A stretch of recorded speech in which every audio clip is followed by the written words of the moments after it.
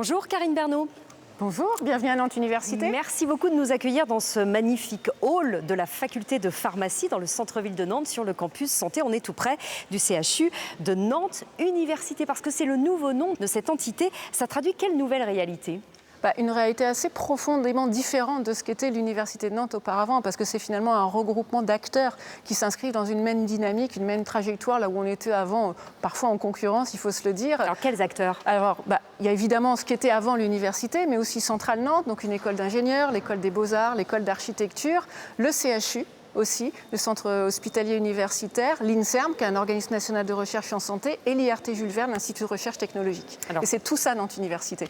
Et l'Union fait la force pour toutes ces entités dont vous parlez, qui représentent un petit peu plus de 42 000 étudiants, tous niveaux confondus à Nantes Université.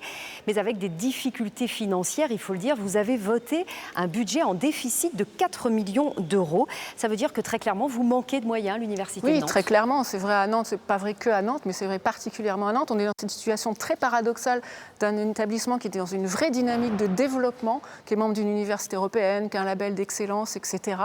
Et en même temps, effectivement, on manque de moyens pour le quotidien, pour faire vivre l'établissement, d'où ce budget en déficit, qu'il y a une sous-dotation chronique structurelle qui est aujourd'hui reconnue, pour lequel on obtient progressivement un accompagnement de l'État. 4 millions d'euros qui vont être compensés progressivement par l'État, c'est ce que vous nous dites.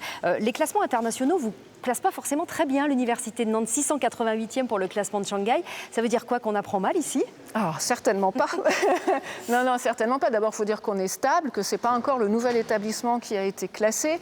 Ça veut dire aussi quand même, et c'est ça qu'il ne faut pas perdre de vue, qu'on est dans les 5% des meilleures universités du monde, puisque ce sont celles-ci qui apparaissent dans les classements. Donc, il faut aussi le lire comme ça. Et puis surtout, effectivement, si on peut avoir un regard critique, c'est sur la méthodologie qui est mise en œuvre par ces classements, qui repose sur des critères qui sont assez discutables et qui ne valorisent pas forcément des universités qui, comme la nôtre au quotidien, travaillent pour la réussite des étudiants, par exemple, ou sont dans une logique vraiment pluridisciplinaire. En un mot, cette réussite, elle se traduit aussi par les taux d'insertion professionnelle des étudiants. Ils sont excellents lorsqu'on sort de l'université, ici à Nantes notamment. Exactement. Les étudiants de master, nos taux de réussite et d'insertion professionnelle sont même supérieurs à la moyenne nationale.